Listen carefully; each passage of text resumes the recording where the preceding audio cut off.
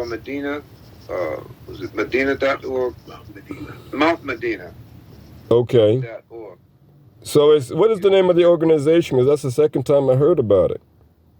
It's the Adino. No, we got to drop the site to the. Got to drop the website in the chat. Excuse Akbar. Adino Allahi Universal Arabic Association. Yes. Incorporated in New York. It's legally incorporated in New York State and New Jersey in the year 1938. And you said Dr. Izzuddin, just for the record, he bought this, and it was, I believe, they said 200 or 300 acres in New York and then more in New Jersey, correct? Yeah, in New York it was actually, in its heyday, it was more than 300 acres. Mm-hmm. And then that the organization owned, and then Muslims bought land around, adjacent to the land, the official,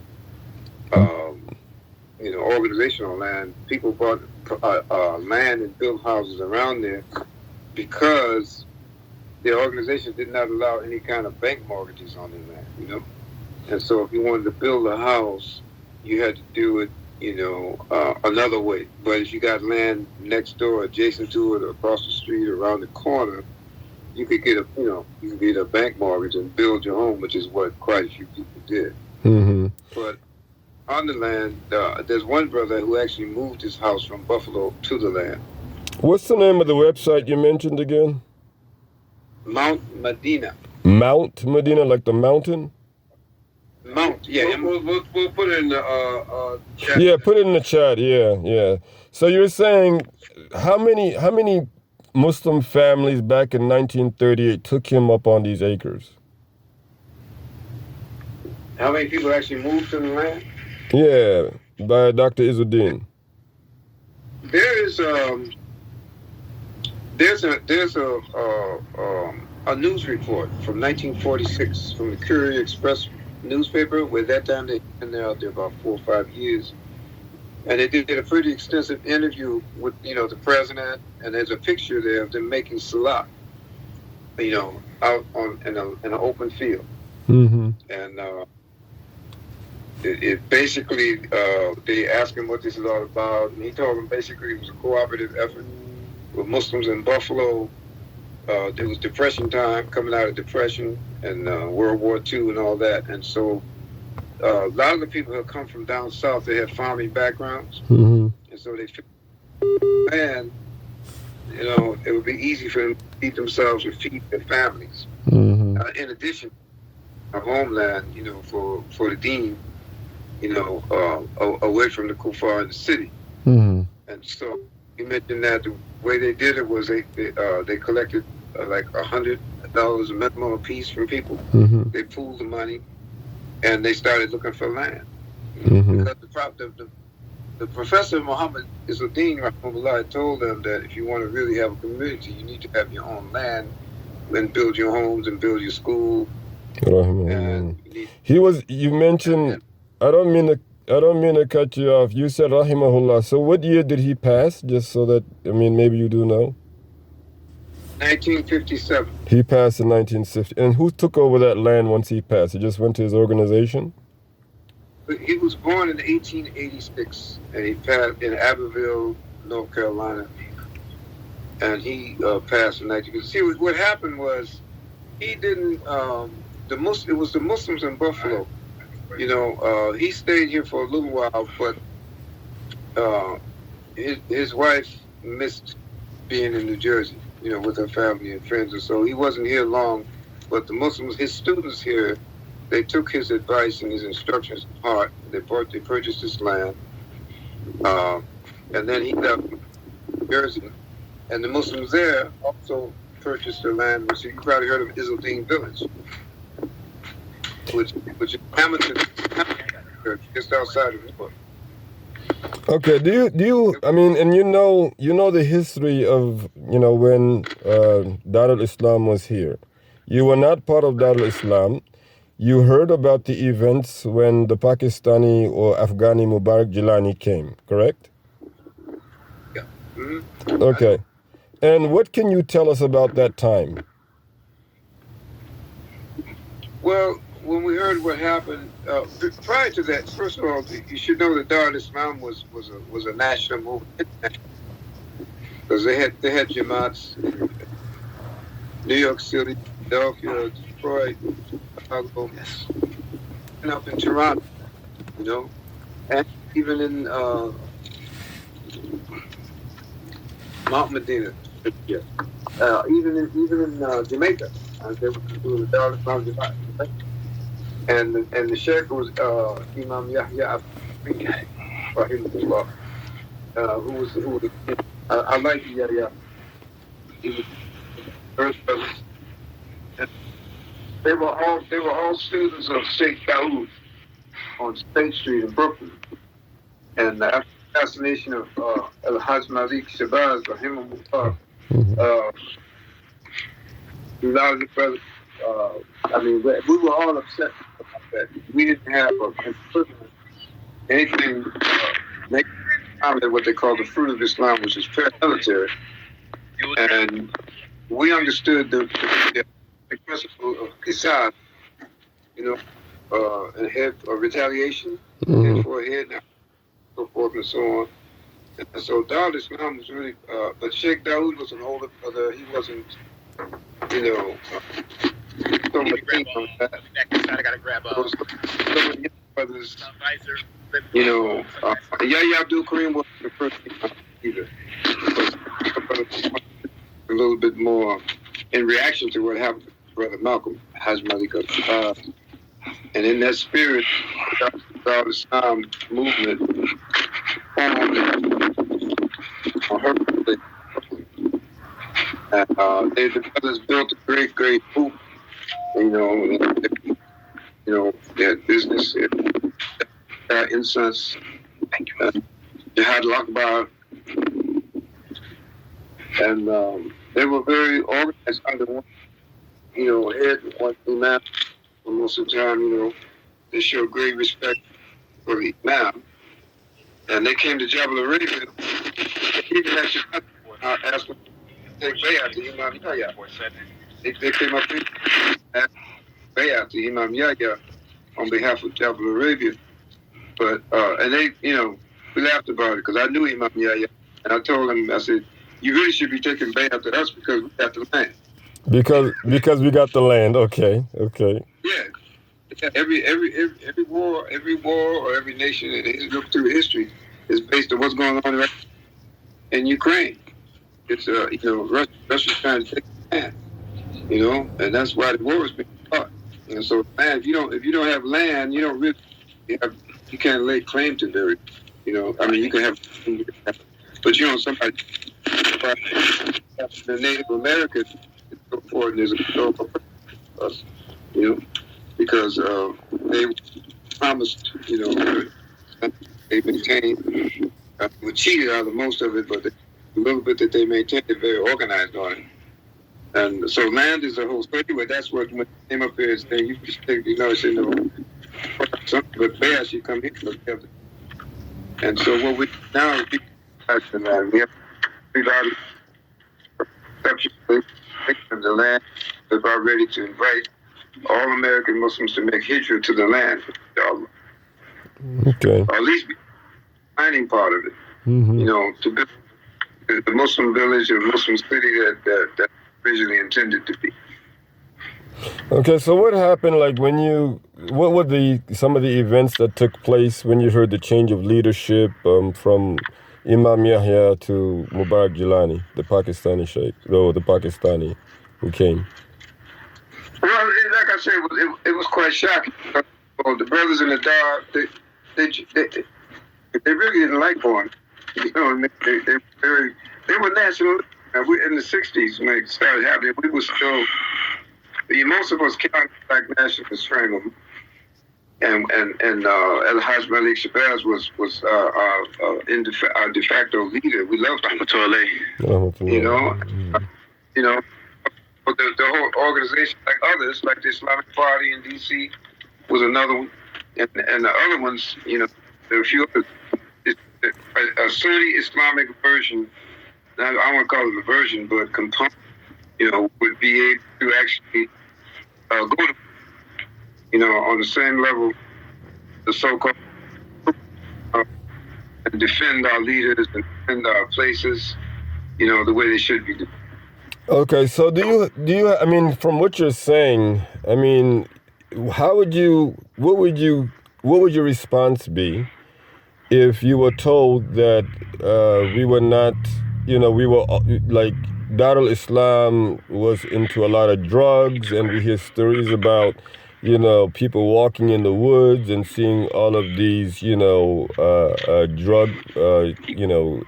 equipment, like we would pray in English. Do you see this to be Darul Islam? Or you say they were a big movement. It sounds. I mean, so were they into? Were they in the ghettos and living amongst just drugs and alcohol and stuff like that? Like I said, I wasn't there, but the people I knew that were deeply like Imam Alameen Abdul Latif, Sheikh Ismail, Haji Muhammad, Rabi's father, and I guess one of the best people to reference is Khalil in Syracuse. Imam Khalil Abdul. He came out of Darul Islam. He came out of Darul Islam. All these, everybody that you mentioned, did they wind up following, or did they wind up saying no? We're not. What happened to them? It was split. It was a split. So they didn't follow Mubarak Gilani, basically. The Imam Yahya, Haji Muhammad, and some other people, they went with under the faith, and others they wasn't going for it. Alameen wasn't going for it, and so actually Imam Alameen wanted to come in after that. I think he was the second one, but they had a succession of people. Emil Alameen became the leader of the the Darul movement. He changed it to the Ummah. It's still in existence, not Ummah. He changed it into what? The Ummah has two. There's a couple people. There were they had a big meeting, about the fact that Jamil had been locked up for over 20 years. And he and Amir, who festival, who was here, who was not confined. And so they made a decision, they elected an they didn't agree with it. And so that was kind of a split. And even now, I think it's still going on. The brother Austin, Rahimahullah, who passed away. Philly, you heard about that early part of the summer or spring? Now that I'm thinking, I think that a lot of our members of the Muslim community should come together. Those who decided not to follow, as well as those who were in and then, experience for their own selves after 40 years.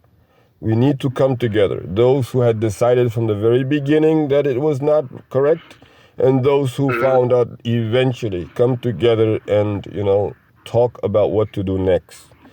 Because again, from what you're saying and what everybody I've spoken to about Darul Islam is nothing as, we've been getting within Jamaat, saying we could not read Arabic, we could not read Holy Quran. I mean, the list goes on.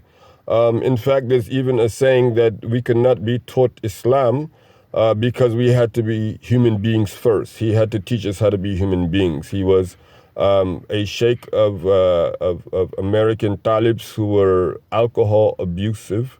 And, he came and he healed them and he got them out of the ghettos and he made the hijrah. They accrediting hijrah to him as if there was never, yes, seriously. This is incorrect. Because the brothers I knew, for instance, he's the first brother I knew back in the day that memorized Surah Yasin.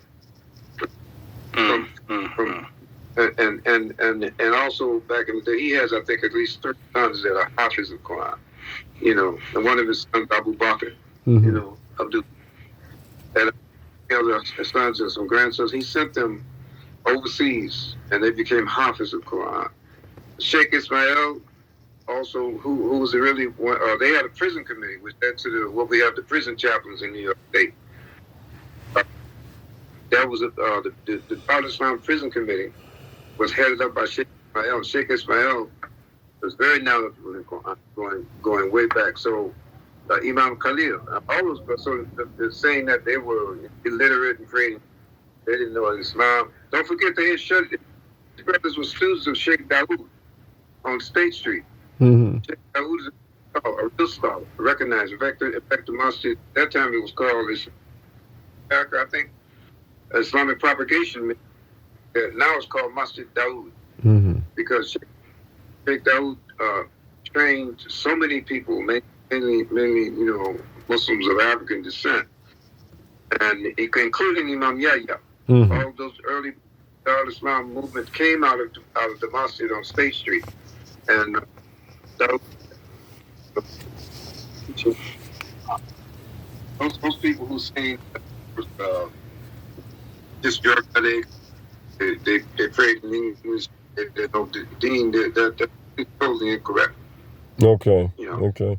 When did you learn that the Dar al-Islam, the portion that had actually went with the Pakistani Mubarak Gilani? When did you learn, or at what point did you come to realize that there were some things that were linked to him, if you had any knowledge of that?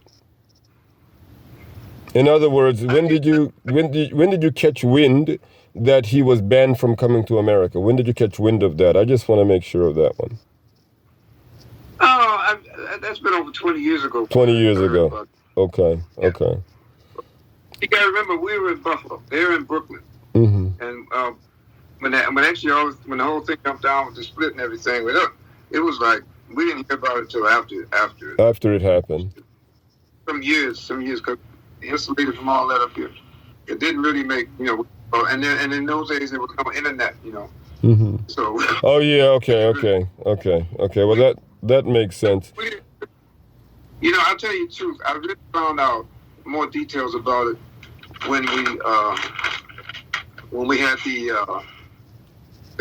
development of the Muslim chaplains, in New York. Okay. Meetings. We had people from kind of both sides. There was tension in the room. We didn't know what the tension was, and we found out. So we kind of got it, But I think Imam Khalil Abdul Khabir is the man. He's writing the book, and he actually did. And Shuaib Abdul Rahim, Shuaib? I've heard of him. I heard of Shuaib.